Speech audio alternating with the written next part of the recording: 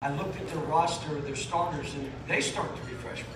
So you're talking about a young team that he's done a fabulous job with, but they're an NCAA tournament team. And I told our guys from here on in, that's all you're playing. Every team is an NCAA tournament team, and you can't have lapses like we had in the first half. You have a turnover, give up a basket, another turnover, and all of a sudden it's like an 8-point swing. You just can't have one guy or a team do that. And so, but I'll tell you this, the way we finished the game, the will to win, the play for our team, the last 4 minutes of the game, Tyler made some unbelievable plays, we made some shots, and again, we're a good free throw shooting team.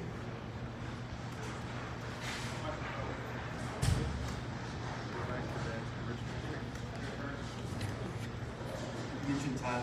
What did you like that he was attacking the basket? Is that something you're trying to get to? Well, he wasn't guarding in the first half. So, and he wasn't guarding because he was going under screens, like it's easier. And it's stuff that we don't teach. Like, why would you do this? And again, these guys, it's normal stuff, there's slippage, and they revert back to high school stuff. But I thought in the second half, he did it. And look, we took 7 threes. We could shoot more, but this was a game we said, let's just keep attacking the basket, which put us on the line at times. We guarded their threes, but they missed some open shots, but I was happy with how we played.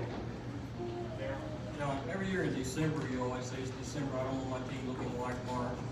It's March, how do you feel about where you are now? We got to get some 40-minute, 35-minute games, and we haven't had them in the last couple weeks. Now, maybe it's because Reed is out.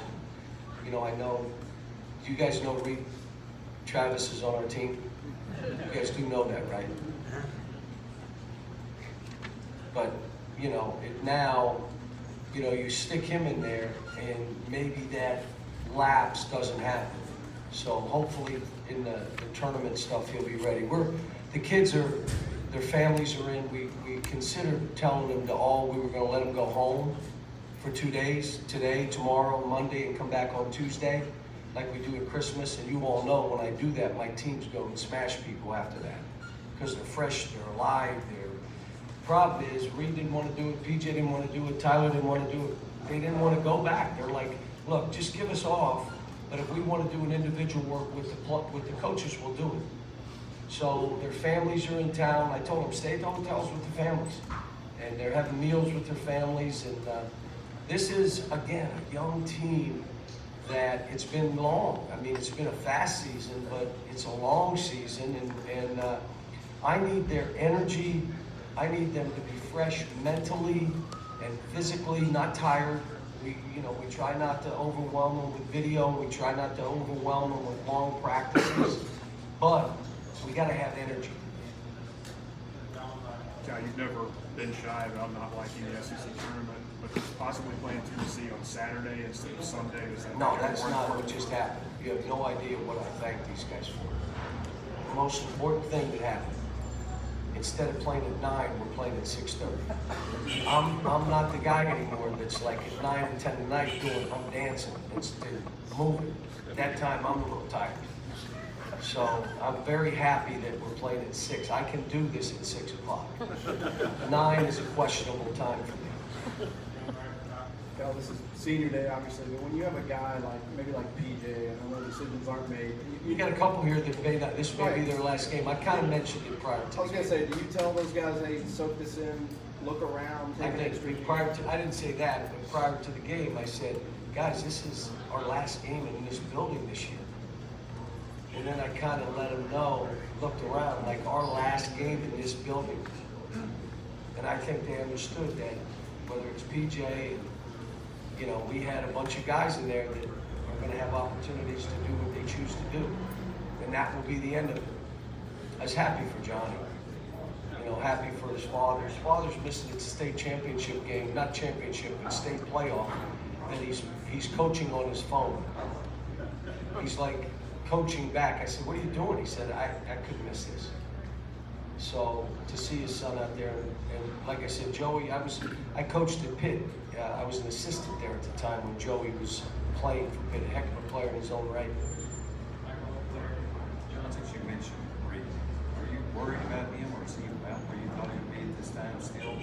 I've think it's gonna be back? absolutely stayed out of it. I really haven't even talked to the doctors because these kids know their bodies. And I don't want him or anyone to think that I'm pushing him to play if it's not right. So I'm just saying, how you feeling? I'm getting better, great. So I've said that maybe twice. How you feel? Better, good. And then I walk away. I mean, here's what's good. It's not an ACL. He sprained his knee. He's going to be fine. Would I like to have him on my team right now? Yeah, but not at any expense of his. No, we'll do fine. If he plays, I'll be doing backflips. If he doesn't play, we'll just figure it out. I've done backflips before. Been on a trampoline maybe, but John, you just finished up your 10th regular season here at what you profess is your dream job. So first of all, congratulations. We should all be that lucky. But now as you turn your mind to the postseason, with everything that's at stake, possible #1 seed, getting Reed back on the court, is your attitude about the SEC tournament any different this year than no, because they say tournaments really don't matter. So if we lose in the first round, we still should be whatever seed we were. Because there's some teams that are going to do that. Why can't we do that? Well, you're not them. That's why. Well, what is that about? So whatever our seed is now, basically they say that should be your seed. Tournaments aren't that big a deal. They matter when they matter. after the Arkansas game, you said the team kind of takes your lead. So are you at all concerned that maybe they're not going to be as enthusiastic? No, I'm fine. Listen, for some reason, I'm working out every day. I eat right until 5 o'clock. Then I'm done. That's it. Then you think I'm going to the electric chair, okay? But up until 5, I'm good. So I feel good. You know, I'm in my frame of mind is good. And they'll go where I take them. My teams are always young. They will go where I take them. There are times I'm getting a little bit tough on some guys. I got on EJ, the last play. Come on now.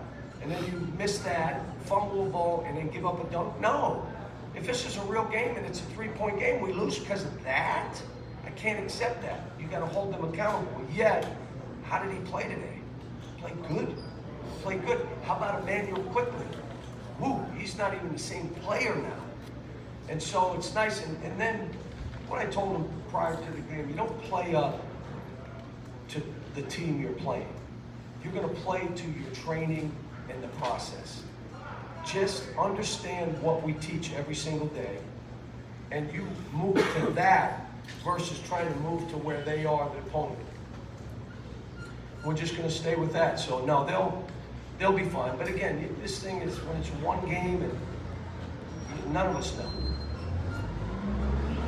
I would say there'll be 4 brackets, and we'll be in the by far the toughest. You all know that. And it'll be, they're right, they'll call it Murder's Row. We're used to it.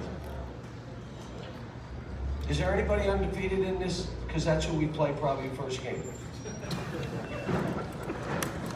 No, it was the second game we played in 1 year. Other than that last player, EJ, were you pleased with his performance overall? First half, he missed 5 one-footers. I told him, I said, do you understand you could have 25 points today? He missed 5 one-footers. And I said, you understand it demoralizes us because we're getting you the ball where you can make baskets. And he just missed a bunch. In the second half, he made them all. Made shots, made free throws, rebounded balls, played good defense. We need 40 minutes of that now. John, this notion that guys don't want to go home right now, is that a reflection back all the way to the Bahamas when they were coming out at midnight to practice?